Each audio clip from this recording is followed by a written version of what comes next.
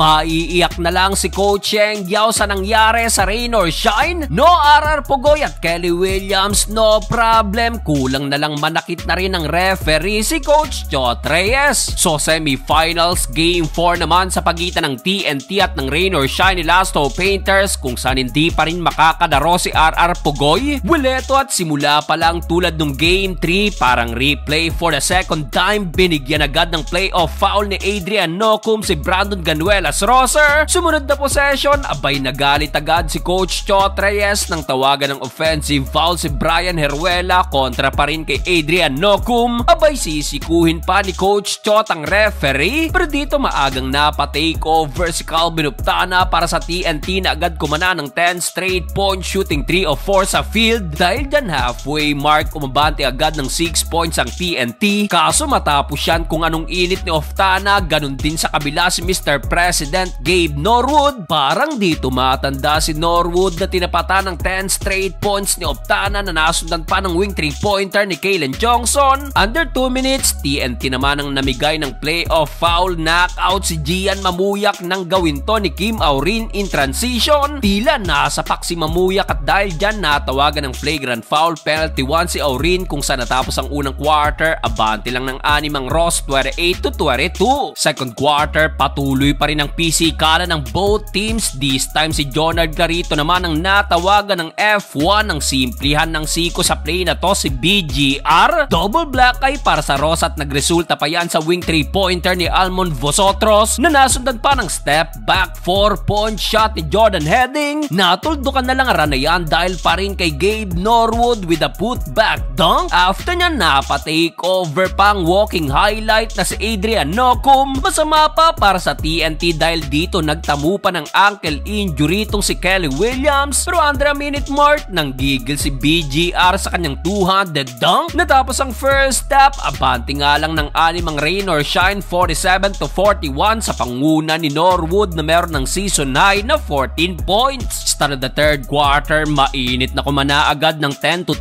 ng TNT, including itong almost 4-point shot ni Jordan Heading. Pero right away may bawi naman agad ang rain or shine mula sa back-to-back 3-pointer naman ni Kalen Johnson at Adrian Nocum. Nasundan pa yan ng end 1 ni Jonard Clarito, pero halfway mark, nag-ala di Kembe Mutombo na si Poy Eram. Black party, pinagbububutata ang rain or shine. Well, dito without Kelly Williams na ayon sa report hindi na rin makakabalik pa this game, nag-step up si BGR at Glenn Cubuntin na meron ng combined 29 points. Dahil dyan biglang umalagwa sa double digit ang lamang ng TNT, 80-69. Fourth and final quarter, bad news for TNT. Mauubos pa yata ang kanilang key players dahil dito si Calvin Optana naman ang nagdamo ng ankle injury. Good thing lang dahil dito napa-step up na rin itong si Jordan Heading. Dahil dyan dito na magapalalo ang tambak sa 17 points at tila maiiyak na lang si Coach Cheng Yao. Halfway mark, nabuhayan pa ang Ross sa kanilang 7-0